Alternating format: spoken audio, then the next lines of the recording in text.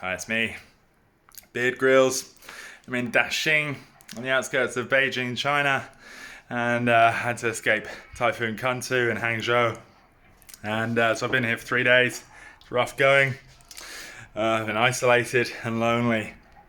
You see below me there's a lot of construction. It's basically a ghost town.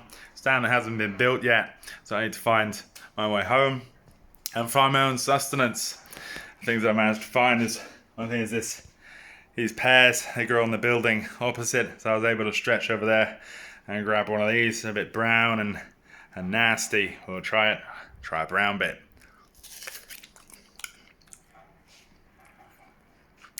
Really not good. It started to ferment. Tasted a lot like fermented pear. I think that's very important in these times is your COVID mask. Luckily for me, I've had 2 weeks of SAS training. I've had to put on the COVID mask. I'm using my SAS COVID donning mask technique. I'll show you how to put on a COVID mask. First thing you want to do is you want to take the mask in one hand and you take one of the loops, you place it over, almost dropped it. You place it over the ear, on the head, on the side of the head, and you take the other one and you put it on the other side of the head, on the other ear, on the head like that. And you put it over your mouth, like so. It flexes in and out, allowing breathing, but keeping out the disease. Now, you have to be very careful. A friend of mine in the Joint Miami, Cuba PD task force, he got it wrong. He put it over his eyes. He was in a hotel room similar to this one. He couldn't see where he was going. And he fell out the window and he died. So it's very important. You put it here. If you can't figure it out straight away, it's okay to use your hand.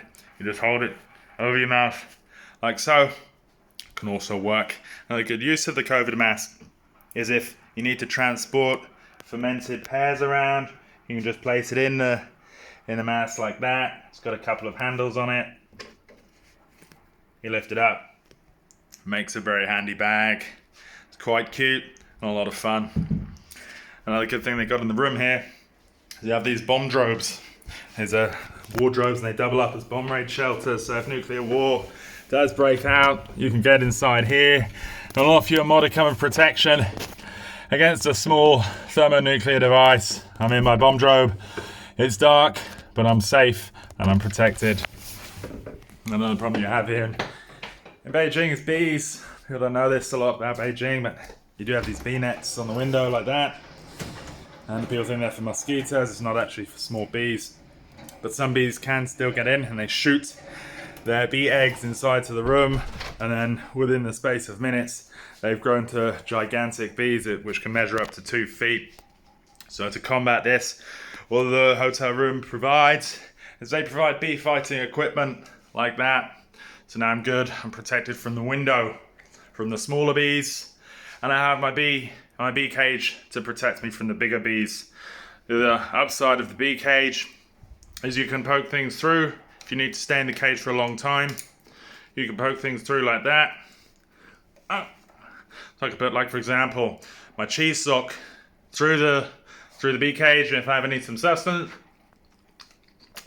I can just suck on my bee sock, on my cheese sock through the bee cage.